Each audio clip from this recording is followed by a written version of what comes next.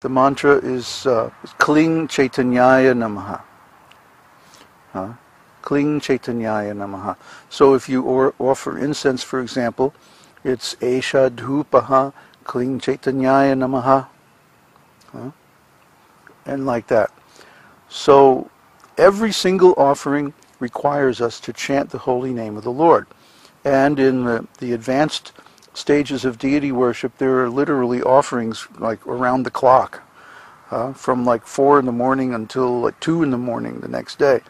So with this kind of a schedule, the Lord's name is chanted by the priests every few seconds, along with different offerings and presentations and different services that they render to the deity.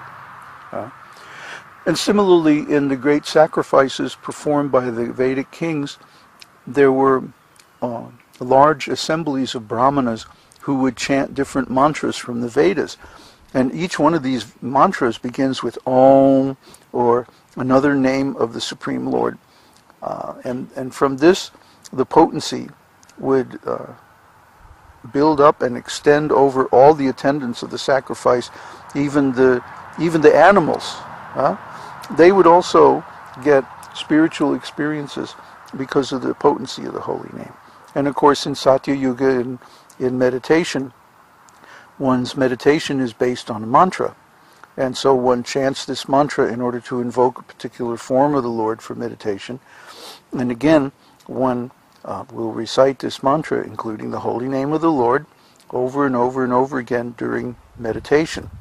So in this way, the holy name of the Lord is actually the source of the potency of all spiritual methods, even the indirect spiritual methods in the Karmakanda, for example.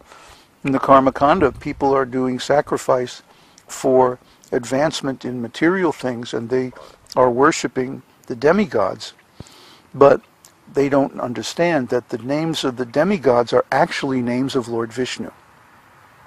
And Lord Vishnu lends his name and his qualities to the demigods for performance of universal functions.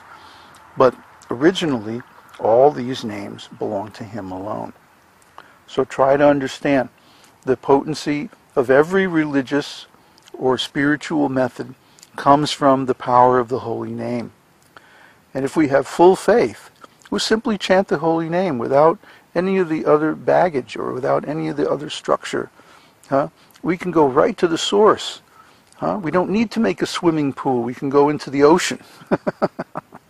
And it's so much more fun, because the ocean is unlimited, whereas the swimming pool has always got some wall, some barrier that we can't surpass.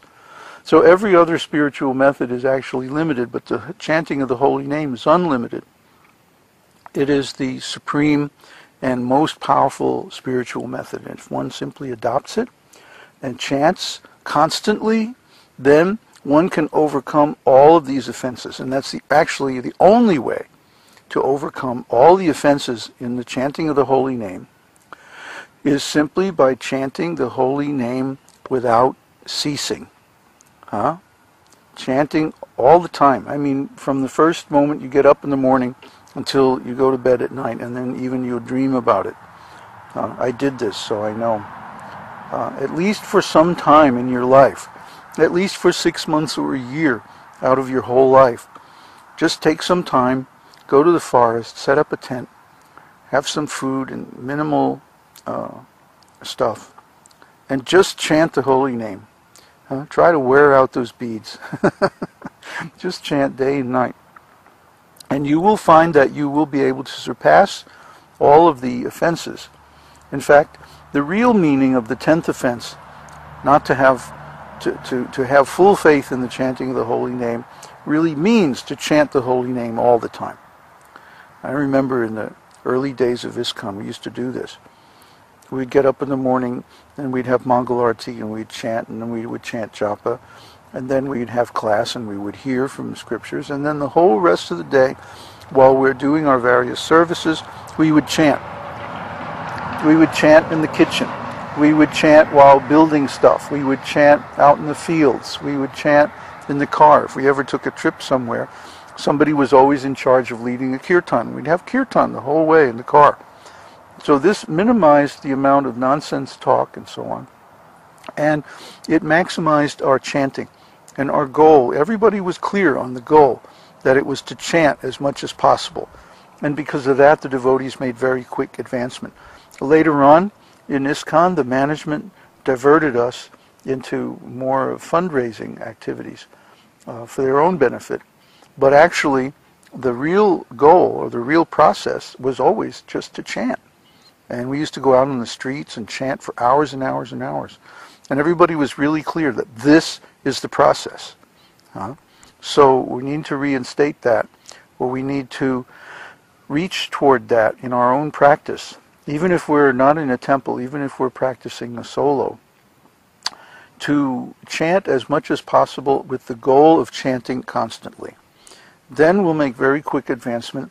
We'll be able to overcome all these offenses very easily, and we'll attain pure love of Krishna, which is the goal of Krishna consciousness.